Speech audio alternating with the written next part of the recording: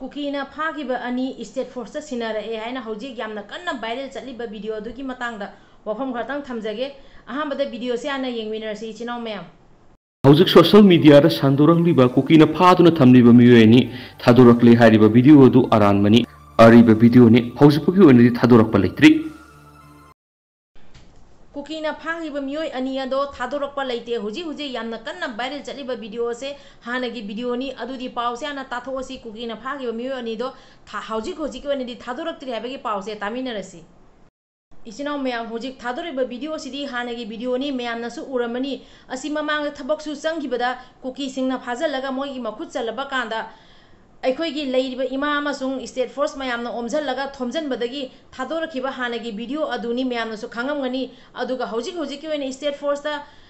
Sinaraba Sinaratriba Adugi Chaptabi Paudi Kangzadri Adu Eregasu Hojiki Tokleba video se Hanagi video ni Hijagana video se Semzarakani Aduga Luina Hojiki Tanza Asida Karigumba Kukina Asukuma video viral Toropa Taraga so Eko Mete sing Ichino sing the Jackson Minaraga as Karamba video viral Togani Karamba video viral Toro have a Kanda Minasi Mayam no so asi videos among the Pangamani and Kali Aduga Hojiki Chino sing that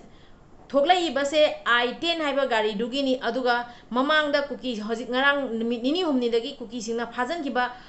moina season akiba moina tonga lakwa gari adudi I-10 nate mayam so khangam gani asina haija gadabadi tanja asiga karamba video se akoina post togone abase khangmin si aduga video ase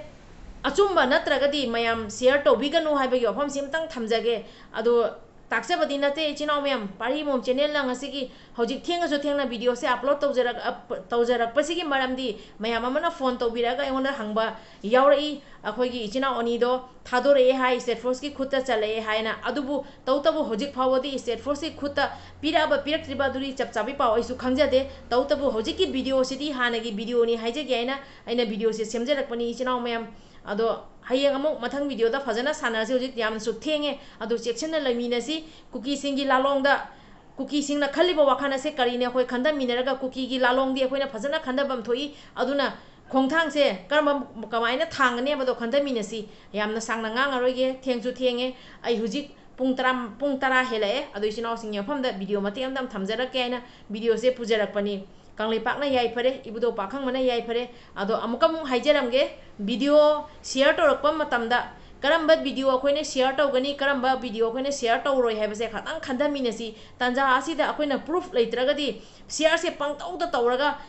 oina teina barom da chakhi gadab oiragadi ado video do share to roisi asengba confirm khangba ki kanda asidi chapchana chumme proof evidence leirabagi tungda video se share to mine se wafam sitang thamjaramge takcha badinate waro bigana wafam sitang thamjaramge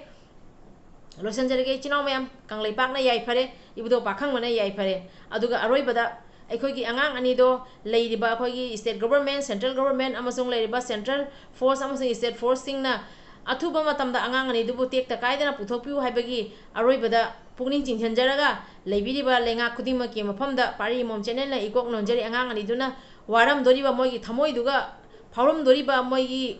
hojik asuk thenggrabasiga aikogi maitai masa ani duna moigi yeknabagi khutta leiribase moigi thamoi da khalam doribase karino aduga angang ani dugi yumda imana aduga magi family singna thamoi da kari chaina phauram gani habase lenga ki mapuna su aikogi central government state government na Kanjan biraga angang ani sibu athu matamda puthok pirakna baina amuka suhanna puni chinghenjari kanglei pakna yai phare ibudo pakhang mana yai phare